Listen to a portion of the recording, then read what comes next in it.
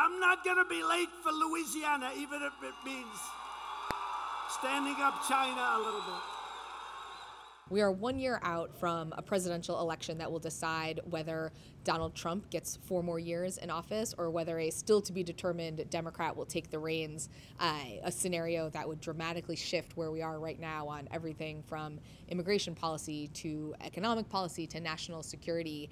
And the America that will head to the polls in 1 year is about as divided politically as it has been in half a century. We are seeing just extreme polarization in views of President Trump. There is very little that Democrats see positive in this president, and there is very little negative that a lot of Republicans see in this president other than some of his personal qualities. But we see Republicans really willing to overlook their views on the president's honesty, his discipline. They give him a pass in a lot of these areas, in large part because we just kind of are a country right now that is going to its corners. We stand with Trump.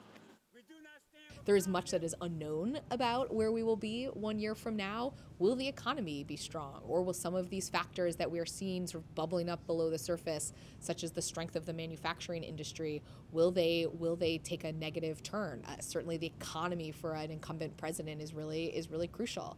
Will some of these foreign policy, national security issues that have become quite fraught in recent weeks and months, will those start to dominate the conversation? And of course, the biggest unknown is who will Democrats nominate? Are they going to go in a liberal direction, or are they going to go with a moderate candidate who could potentially peel back some of these voters that President Trump won in places like Michigan, Wisconsin, Pennsylvania?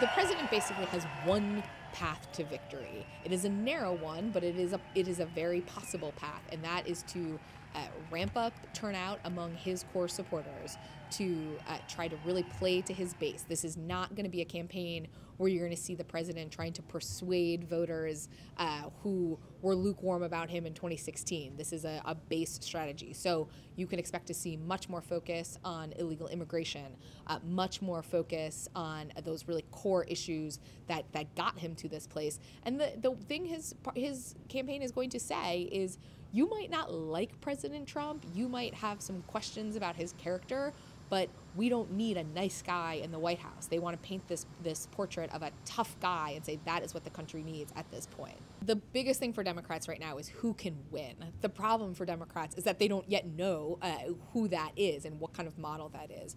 Do you go with a liberal candidate who could really energize young voters, who could really energize those liberals who might not be as excited about a moderate? Or do you say there is a pocket of this country, independents, moderate Republicans, who are persuadable?